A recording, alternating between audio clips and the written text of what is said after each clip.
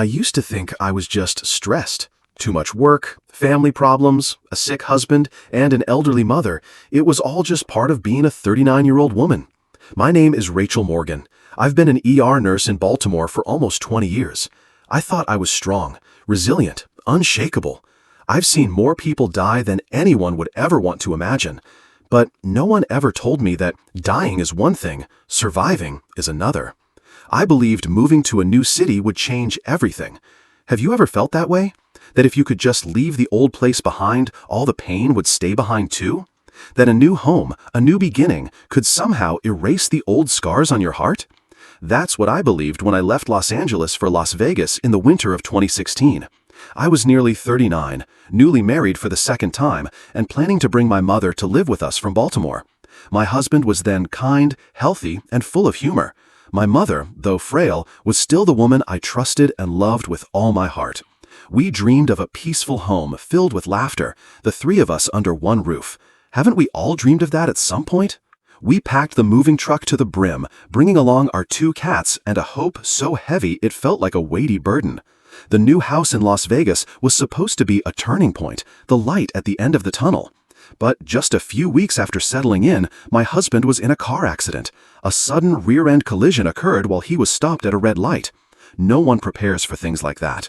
No one thinks a single moment, a loud crash, could tear apart the future you spent years trying to build.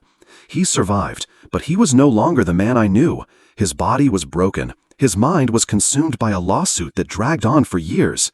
The man who used to hold me close every night had grown so quiet it was as if he left, leaving only a shell behind. I told my mother everything would be fine. I told myself this was just a trial. I believed that if I loved enough, the cracks would eventually heal.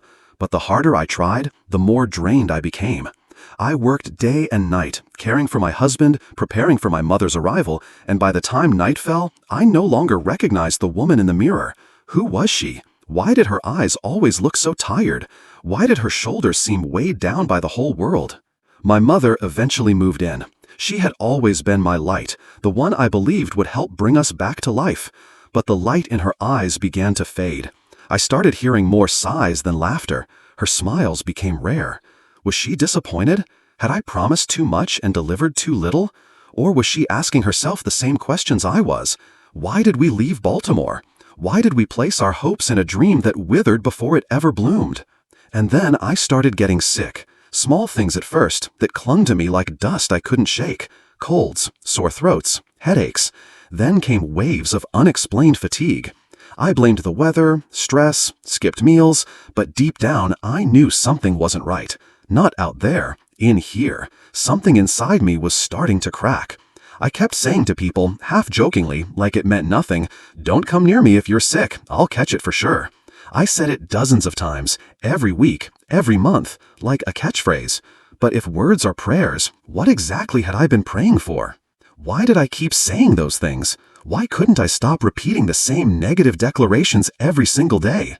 Why didn't I realize that with every careless word, I was planting seeds for the very pain that would one day bloom?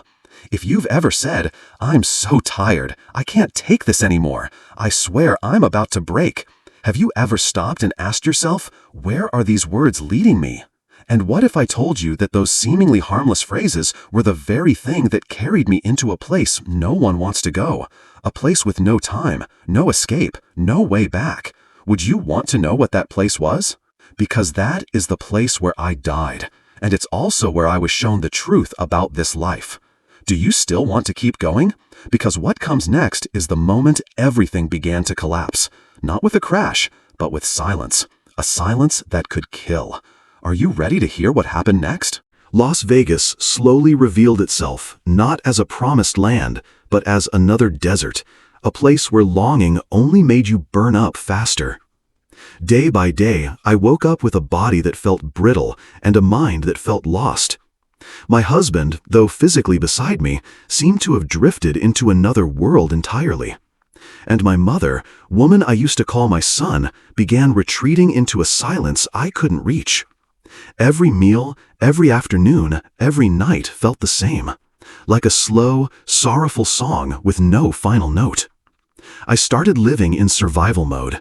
No more expectations, No more dreams, just maintenance. Finish one task, care for one person, shop for groceries, take out the trash, pay the bills. And in the rare moments I sat alone, I didn't feel relief. I felt empty. How long had it been since I truly laughed, since I truly cried? Could I even feel anything anymore, or was I simply stuck in a prolonged numbness? Then my body started fighting back. I could feel it in ways that were hard to explain, as if I were draining my life force from the inside out. Each cold hit me harder, each fever kept me in bed longer. I went to the doctor. They ran tests, blood work, scopes, and scans. The results came back inconclusive. Just fatigue, they said, just a weakened immune system, just stress. But I knew something deeper was unraveling. I was disappearing, like a candle that's still lit but has almost no wax left to burn. And strangely, I kept saying the same words, like a sad prophecy. I get sick so easily. I'm just not strong. Don't come near me if you're sick, I'll catch it. Have you ever done that? Repeated something about yourself so often that it slowly became your truth. Have you ever said, I'm just unlucky, I'm worthless, I can't do anything right? And have you ever paused to ask yourself, what is my mind listening to every single day? What is my body absorbing from my voice every single day?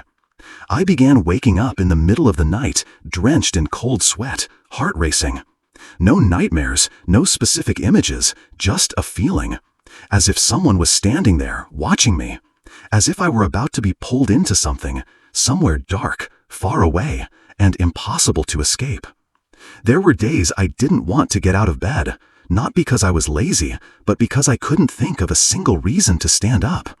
I would stare at the ceiling in silence and wonder, if I disappeared, would anyone notice? If I died, would my husband feel relieved? Would my mother be sad? Could death, somehow, be a release? No one knew I was drifting toward the end, because I still smiled, I still went to work, I still replied to messages. But inside, I had collapsed. No one had discovered it yet, not even me. Until one day, my body said, enough. The pain began as a dull ache in the morning, then quickly spread across my chest and abdomen. I tried drinking water, I tried to breathe evenly, I tried to dismiss it like I always did, but this time my body wouldn't obey. I started trembling, I couldn't stay upright. I collapsed on the bathroom floor while my mother slept in the other room, and my husband sat frozen in front of the TV. I was rushed to the hospital in a dazed, fading state. The first thing I noticed was the blur. The nurse calling my name sounded like it came from a distant place. I tried to open my eyes, but the light was fading. I tried to breathe, but my lungs no longer responded. And then, everything stopped. No more heartbeat, no more voices, no more me. You think death is the end? You think when your heart stops beating, it all becomes an eternal night? I used to think so too, until I realized death is only the first door. And beyond that door is where I came face to face with everything I had ever sown into my life. Would you dare open that door with me? I don't remember the exact moment I stopped breathing. I only remember the last feeling before everything faded away. It was weightlessness, as if I had finally released some invisible burden that had been pressing on my chest for years. There was no pain, no struggle, only a chilling silence, a white emptiness I had no name for. I knew I had left my body the moment I saw myself from above. A woman lay motionless on a hospital bed, her face pale, her mouth slightly open as she fought for one last breath. Around her were nurses, doctors, cold white lights, and machines flashing numbers in a steady, heartless rhythm. I looked closer. That woman was me. Why was I seeing myself from above? Why wasn't I panicking? Why did I feel so strangely calm? Have you ever wondered what it would be like to witness your death, to see yourself at the very end? I felt sorrow, not fear, not regret, just deep sorrow. As if I were watching an old friend who had carried too much for too long, finally collapsed. Then I was taken away, not by walking, not by any vehicle. I was simply pulled, as if carried by the wind, like smoke with no shape, no gravity, no anchor. And then I fell into darkness. Not the kind of darkness that comes when you turn off the lights. This was something else. Denser, more alive. A darkness that seemed to have awareness. It didn't just surround me, it entered me. I had no idea where I was.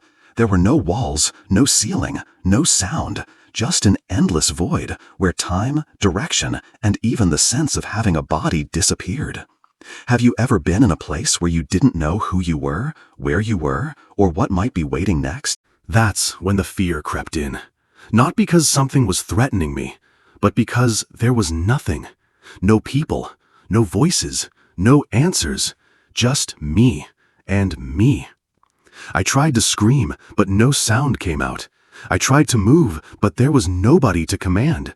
I tried to pray, but I had forgotten what I even believed in. And then a thought echoed, not from outside, but from deep within me. A simple question, yet the sharpest blade I had ever felt. How did you live? I couldn't answer.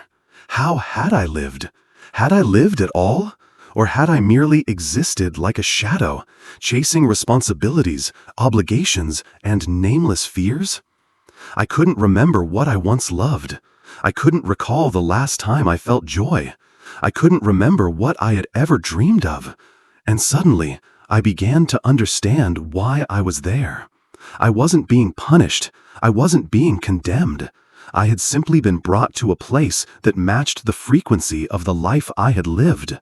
A place without life, because for years, I had stopped truly living. Have you ever wondered, if you didn't get to take another breath tomorrow morning, what would you leave behind? A worn-out body? A string of missed moments? A list of things you never dared to do? I had died in a state of emptiness, and I was held in a space that reflected the exact energy I had carried within me. But just when I thought I had been forgotten in that endless dark, a presence appeared. A light, coming from nowhere, yet impossible to look away from. And then, a voice, not belonging to any human being, called me by name. Do you want to know what happens when light begins to shine into the darkest corner of your soul? It was there that I was shown a truth no one ever teaches you in this life. When that voice spoke, I didn't hear it with my ears. I felt it resonate through every thread of my awareness. It was a sound without volume, a message without language, yet it made my entire being tremble. It didn't ask, "Who are you?" It asked, "How have you lived?" And then, without warning, I saw my entire life, not in a timeline, not like a movie reel, but as a multi-dimensional tapestry where every moment existed all at once. I saw myself as a child, curled safely in my mother's arms, her eyes full of hope as she looked at me. I saw my 20s, the spark in my eyes on the first day of my career. I saw my husband smile when he proposed, and I saw the emptiness in his eyes after the accident. But I didn't just see from my perspective, I felt their emotions. I saw the pain they hid, the hopes they placed in me, the wounds I had unknowingly left behind. I saw my mother's eyes the day I said, without thinking, "Why do you always need me to take care of everything?" She didn't respond, but something in her gaze cracked. I saw my husband sitting alone in the middle of the night, staring into the dark, after I snapped, "You just make everything heavier." And I saw myself, over and over again, whispering, "I have nothing left to give." Have you ever wondered if the words you speak each day, even unintentionally, are carving themselves into someone else's heart? Have you ever considered that a sentence you can't even remember might haunt someone else for the rest of their life? I was shown that every word I had ever spoken, every thought I had ever repeated, carried a frequency. And each of those frequencies shaped the reality I lived in. There was no punishment, no angry God, only the exact result of what I had been constantly sending out into the universe. When I said, "I'll probably get sick," the universe answered, "Yes." When I said, "I can't take this anymore," the universe replied, "Then let me ease the weight." When I said, "I'm too tired to go on," the universe gently nodded, "Then you may rest." No one took my life from me. I let it go, little by little. And then the light asked me, "Do you want to live again?" No threats, no commands, just a choice. I hesitated. What did it mean to live again? To return to a life of exhaustion? To carry the weight all over again? To face the people I had once hurt? Did I even deserve to? And then I remembered a small moment, just a tiny one. One afternoon, I saw my mother smile as she sat eating the flan I had made. Her eyes lit up like a child's. I had created that joy. I had been the light, if only for a second. I cried in my soul, and I whispered to the light, "If I'm given life again, this time I will know how to live." And so I was sent back, not to a new life, but to the very same one, with all the pain, the responsibilities, and the people who hadn't changed. But I had. Have you ever wondered if you came back from death, how you would live?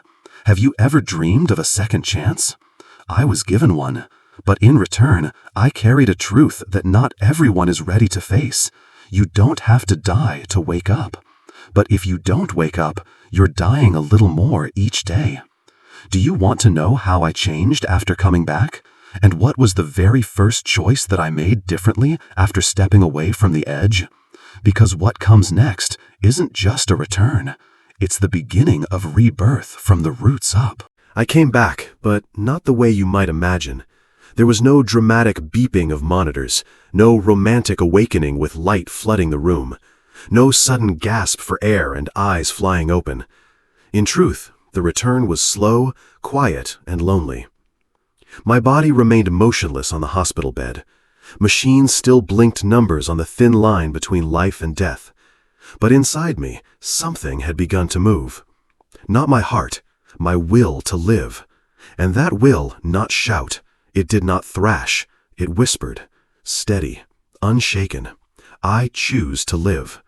But this time, I will live for real. Have you ever had that moment? A moment no one else saw, no one else noticed, but deep inside, you knew everything in you had changed. A moment with no fireworks, yet it lit a sacred flame in your heart. I didn't wake up right away. My body took weeks to recover, but my mind had already begun to clear. Day by day, I revisited the images from that life review. Each memory was a wake-up call, an invitation, and a second chance. I remembered the time I snapped at my mother just because she asked what I planned to make for dinner. I remembered how her face fell, only to quickly cover it with a forced smile. I used to think that was nothing, but now I understand every impatient word is a blade without form, but it still cuts. I remembered the night my husband sat in silence, aching in the corner of the room, and I walked away thinking, I'm in pain too. I can't carry anyone else right now. I thought I was protecting myself, but now I know that when the heart closes to pain, it also shuts out love. What I was shown wasn't meant to shame me. It was meant to remind me that I used to be someone who knew how to love, that I used to carry light, and that I could be that person again, if I choose to. I didn't meet God. I didn't see angels. I didn't hear a booming voice. But I encountered the highest part of myself, the deeper self I had lost in the chaos of life. The part that always knew the truth. The part that never judged. The part that had waited patiently for my return, even after I had drifted so far. Do you believe there's a part like that in you? A part that has never been wounded, never angry, never afraid? A part that is still waiting for you to remember? When I was ready to leave the holding place, I didn't return as someone who had been rescued. I came back as someone ready to take responsibility. No more blaming, no more victimhood, no more waiting for someone else to save me. I would save myself by living fully, honestly, awake. And when I finally opened my eyes in the hospital, with blurry lights, distant voices, and that familiar scent of antiseptic, I didn't cry. I whispered one simple sentence, "Thank you for one more chance." Are you wasting your chance each day? Are you waiting for some catastrophe to finally wake up? But what if I told you you don't have to die to wake up? Would you believe me? Let me show you how I changed, step by step, action by action, and the miracles I never saw coming. Not from heaven, but from the heart that slowly, quietly began to live again inside this chest. I thought that once I awakened, everything would become easier. If I just lived with more kindness, more gratitude, life would flow smoothly like water. But I was wrong. Awakening is not the end of darkness. It's merely the first light turned on in a room that hasn't been cleaned in a very long time. The truth is, when you start living with awareness, life doesn't immediately become gentle with you. On the contrary, it begins to test you. It tests you through the very wounds you thought you left behind, through the old reflexes that still live in your nervous system, through the people around you who haven't changed. My mother still criticized me. My husband still had his silences. There were still mornings I woke up with a sore throat, a heavy head, and a heart beating out of rhythm. And the old familiar voice would whisper again, "I must be getting sick." But this time, I didn't let it finish. I cut myself off. I said, "No. My body is asking me to listen, and I will listen." Do you know what the hardest part of healing is? It's not facing the pain. It's refusing to return to your old patterns every time that pain knocks again. I used to run to work, to food, to silence, to blame. Now I'm learning to stay. I'm learning to let the tears fall without swallowing them back. I'm learning to say, "I'm hurting," and I allow myself to feel that. One time, I sat in the kitchen with my mother, and she brought up something from the past that caught me off guard. The old me would have argued, walked away. But that day, I just looked at her and said, "I'm sorry. I know I brought you more sadness than joy." She didn't say a word. Just a single tear fell. And that was enough. Because the human heart doesn't need explanations. It only needs truth. I used to think forgiveness was something grand. But the truth is, forgiveness begins in something very small, the courage to look at yourself without hatred. I started keeping a daily journal again, but not about tasks or to-do lists. I wrote down the words I spoke throughout the day. Each night, I would reread them and ask, what seeds did my words plant today? Some nights I saw sentences like, "I'm so scared, I don't think I can do this. This is going to kill me." I crossed them out and replaced them with, "I'm learning to face fear. I can try, even if I'm unsure. I'm alive and I'm growing stronger every day." I don't pretend to be positive. I don't deny the pain, but I choose the language of healing, not the language of poison. Have you ever stopped to examine the words you speak every day? How many of them are words of love, and how many are quiet curses? One day, while walking through the park, I saw a little girl learning to ride her bike. She fell. Her knee was scraped. She cried hard. Her mother ran to her, and instead of scolding her, she simply held her and said, "It's okay, sweetheart. You were brave because you tried." I stood there, eyes stinging, not because of the girl's scraped knee, but because of the healing in that mother's voice, the truth spoken so gently. I used to scold myself every time I fell. Now I'm learning to speak to myself like that mother did. It's okay. You were brave because you tried. I dared to try again. I dared to believe again. I dared to love again. Not because I was no longer afraid, but because I knew that only when I moved forward through the fear could I truly return to life. Are you still waiting for the fear to go away before you begin living? But if you keep waiting, when will you ever begin? I'm not perfect. I still have days when I'm tired, when I collapse, when I lose my way. But the difference now is that I know how to return. Not from far away, not after too long. Just with one deep breath, one soft reminder inside my chest, I'm still here, and I still choose to live. I didn't come back as a better version of myself. I came back as a more honest one. No more masks, no more pretending to be strong, no more lying to myself that everything will be fine when inside I was falling apart. I returned with a new awareness that things only get better when I truly change. Change doesn't begin with a bold declaration. It begins in silence. The kind of silence that lets you hear yourself. For the first time in years, I sat alone in a small room, turned off every sound, and asked myself a simple question. What do you truly need? I didn't have an answer right away, but for the first time, I realized I didn't need someone else to understand. I didn't need another word of comfort. I needed to come home.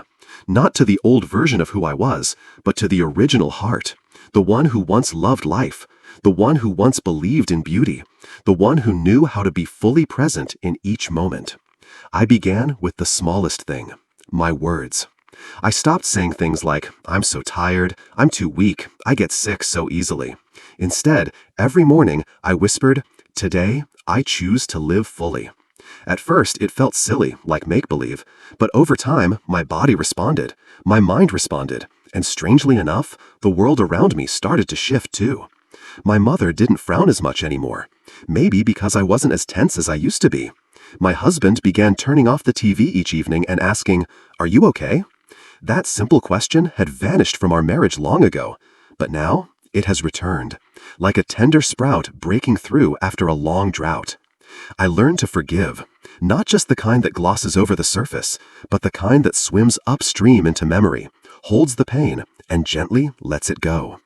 I no longer wanted to carry anger in my heart, because I understood that every time I held on to resentment, I was chaining myself a little more. I wrote letters to my mother, to my husband, even to the friend who once hurt me deeply. I never sent them. I wrote them so my heart could speak freely. And then, one by one, I burned them, not to erase the past, but to return to the fire all the things I no longer wish to carry. Are you holding something in your heart that's been there too long? A wound from long ago, a truth left unsaid, a dream you quietly gave up on. If you don't release it, it will grow roots, and one day you won't be able to tell the difference where you end and where the pain begins. I changed the way I ate, not to escape, not to fill a void, but to nourish. I practiced deep breathing, not just to relax, but to remember that I'm alive. Each morning, I stepped into the sunlight, closed my eyes, and said, "Thank you, I'm still here." I didn't do anything grand. I simply did small things with awareness. And from there, everything began to shift. Someone once asked me, "Why didn't you go back to your old job?"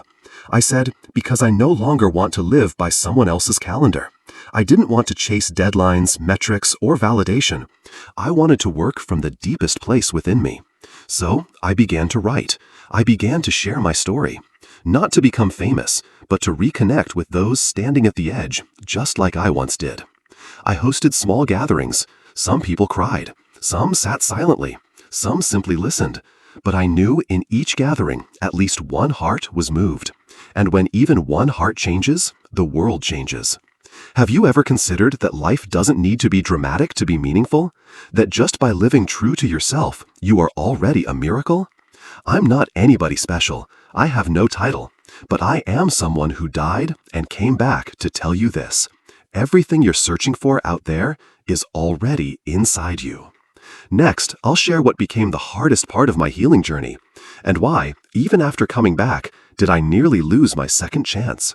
Are you willing to hear that part?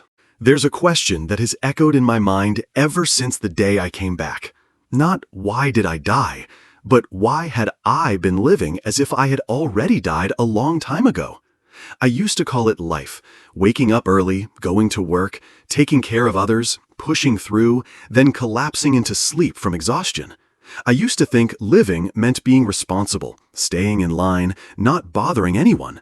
But now I understand life is not about existing without complaints.